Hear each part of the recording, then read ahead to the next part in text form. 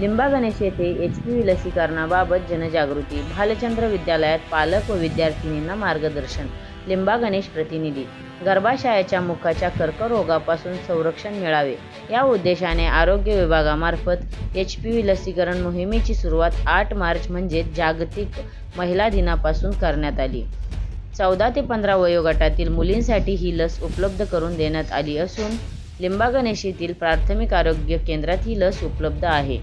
याच पार्श्वभूमीवर आज दिनांक 1 बुधवार रोजी लिंबा गणेश येथील भालचंद्र माध्यमिक विद्यालयात जनजागृती कार्यक्रमाचे आयोजन करण्यात आले. बीड तालुक्यातील लिंबा गणेश प्राथमिक आरोग्य केंद्राच्या वैद्यकीय अधिकारी डॉक्टर रुपाली चिटकुलवार यांच्या पुढाकाराने आयोजित या कार्यक्रमात पालक व विद्यार्थिनींना गर्भाशयाच्या कर्करोगाचे वाढते प्रमाण, त्याची कारणे, लक्षणे तसेच प्रतिबंधात्मक उपाय याबाबत सविस्तर मार्गदर्शन करण्यात आले. कार्यक्रमाच्या अध्यक्षस्थानी शाळेचे मुख्याध्यापक किसन सावंत होते. कार्यक्रमाचे सूत्रसंचालन मुकुंद मोटे यांनी केले तर आभार प्रदर्शन डॉक्टर रुपाली चिटकुलवार यांनी केले. यावेळी स्त्रीरोगतज्ञ डॉक्टर क्रांती देशपांडे आणि डॉक्टर सुनीता बारकुल यांनी विद्यार्थिनीशी संवाद साधत HPV लसीकरणाचे महत्त्व सोप्या व प्रभावी भाषेत समजावून सांगितले. तसेच विद्यार्थिनींच्या शंकांचे निरसन करून आरोग्याबाबत सजग राहण्याचे आवाहन केले.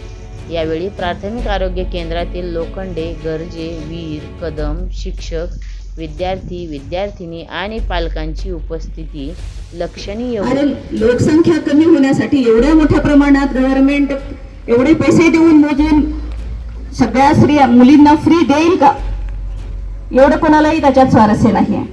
फक्त आपलं गव्हर्नमेंट याच्यासाठी फ्री देत आहे की ऑल ओव्हर वर्ल्ड मध्ये, जगामध्ये सगळ्यांना हे लस देऊन घेऊन झालंय आणि फक्त भारतातलंच प्रमाण, कॅन्सरचं प्रमाण हे अवॉइड करण्यासाठी भारतातील पूर्ण संशोधन सायंटिफिक एकत्र आले आणि त्यांनी हजारो लाखो लोकांवर याच्यावर संशोधन झालं की हे लस घेतल्यानंतर कोणाला काही त्रास होतोय का. ऑब्झर्वेशन झालं, स्वतः डॉक्टर लोकांनी याच्यावर ऑब्झर्वेशन केलं. त्यात असं आढळून आलं की फक्त सर्वायकल कॅन्सर म्हणजे सर्वायकल म्हणजे काय की आपलं युटरस असतं किंवा गर्भाशय असतं, त्या गर्भाशयाचा मुखाचा कॅन्सर असतो. हा दरवर्षी 1.5 ते 2 लाख महिलांना, मुलींना होतोय. तर एवढ्या मोठ्या प्रमाणातलं गव्हर्नमेंटचं लोड वाढत चाललाय. मेडिकल फ्रॅटर्निटी यांचा किमोथेरपीने डिसिजन केलं की हे होऊच नये म्हणून काय करता येईल.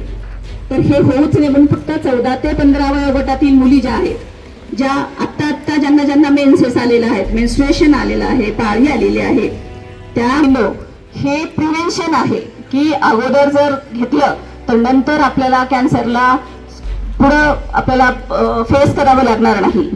की आत्ता हे मला असं वाटलं की यावेळेस मुलींच्या आई खूप मोठ्या प्रमाणात येतील, कारण ह्या आई आणि वडिलांनी जास्त लक्ष देणं खूप गरजेचं आहे.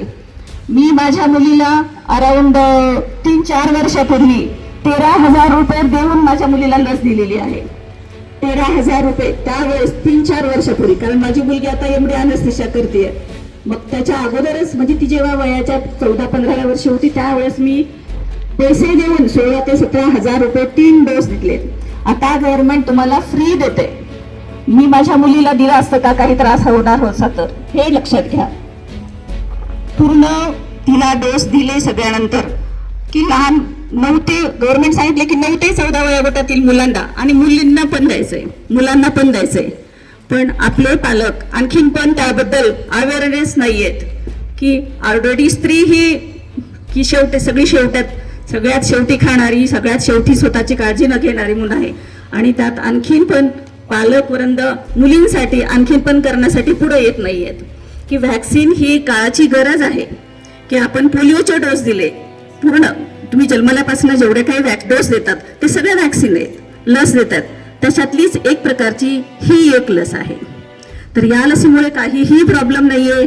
इन्फर्टिलिटी तर अजिबात नाही की मुलीला पुढं लेकरू होणार नाहीये, मुलीला पुढं गेलं तर नपुसंकता येते, असे जे व्हायरल मीडियामध्ये फिरत आहेत याच्याकडे पूर्णतः दुर्लक्ष करून तुम्ही सगळ्यांनी व्हॅक्सिन घेण्यासाठी पुढं यावं, यासाठी आम्ही पहिली गोष्ट अशी आहे, जसं सर म्हटले की ठीक आहे, मुलामुली आम्ही तुम्हाला सगळं सांगू शकतो का घ्यायची आहे वॅक्सिन, काय आहे, मिसअंडरस्टँडिंग काय काय आहेत, अफवा काय आहेत, पण यापेक्षा वॅक्सिन काय आहे. आता सगळेजण येत आहेत, गव्हर्नमेंटचे लोक येत आहेत, हॉस्पिटलचे लोक येत आहेत, तुम्हाला म्हणतात वॅक्सिन घ्या, पण ही का घ्यायची आहे, नेमकं काय आहे, बेसिक ही माहिती तुम्हाला असणं फार गरजेचं आहे, पालकांनाही आणि विद्यार्थ्यांनाही. तर HPV जो व्हायरस आहे, तर HPV व्हायरस काय आहे, ते एक ह्युमन पॅपिलोमा व्हायरस असं त्याचं नाव आहे. तर हा व्हायरस काय करतो, जसं स्किन टू स्किन कॉन्टॅक्ट झाल्यानंतर हा व्हायरस आपल्या जर शरीरामध्ये आला, तर त्यानंतर त्या व्हायरसमुळे काय होतं, मेन म्हणजे जे सेक्शुअली ट्रान्समिटेड डिसिजेस असतात, म्हणजे तुमचं कॅन्सर, त्यानंतर बाकीचे पण खूप सारे म्हणजे मुलांमध्ये पेनिसचा कॅन्सर असतो किंवा घशाचा कॅन्सर, त्यानंतर वल्वा, व्हजायना, या सगळे जे जेनायटल ऑर्गन्स असतात त्याचं कॅन्सरमध्ये ट्रान्समिशन होण्यासाठी हा व्हायरस जास्त रिस्पॉन्सिबल जास्त वाढतो. आता याचं प्रमाण किती आहे, जे पूर्ण जगामध्ये जो कॅन्सर आहे, सर्विक्सचा कॅन्सर जो म्हणतो, त्यापैकी 25% म्हणजे 25% कॅन्सर भारतामध्ये आहे. म्हणजे किती, पहिली गोष्ट. तर दुसरी गोष्ट काय की तुम्ही म्हणाला आम्ही वॅक्सिन नाही घेतलं तर आम्हाला कॅन्सर नाही झालेला. बऱ्याच जणी आहेत की आम्हाला झालं नाही, मग ज्यांना होतो त्यांनाच का होतो. तर ह्याचे जे 40 स्ट्रेन आहेत, प्रत्येकजण एकदा ना एकदा या व्हायरसला एक्सपोज झालेलं असतं.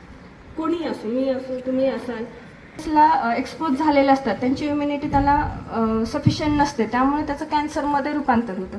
जे माइल्ड व्हायरस असतात त्यामध्ये ज्यांची इम्युनिटी चांगली आहे, आपली प्रतिकारक शक्ती जे म्हणतो आपण, त्यामध्ये कॅन्सरमध्ये रूपांतर झालेलं दिसत नाही. पण आता हे तुम्ही आणि मी ओळखू शकत नाही, कोणाला हाय रिस्क व्हायरस येणार आहे, कोणाला साधा व्हायरस येणार आहे. त्यामुळे वॅक्सिनेशन करणं हे फार गरजेचं असतं.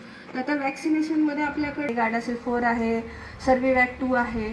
तर जे सर्विवॅक 2 आणि गार्डासिल 4 आहेत, तर सर्विवॅक 2 जे 2 हाय रिस्क स्ट्रेन आहेत त्यासाठी ते खूप चांगल्या पद्धतीने ॲक्ट होतं. आणि एकदा जर तुम्ही लस घेतली, असं नाही आहे की आज लस घेतली, हा डोस पूर्ण केला, त्यानंतर तुम्हाला 5 वर्षांनी बूस्टर घ्यायचा आहे किंवा 10 वर्षांनी आणखी घ्यायचं आहे.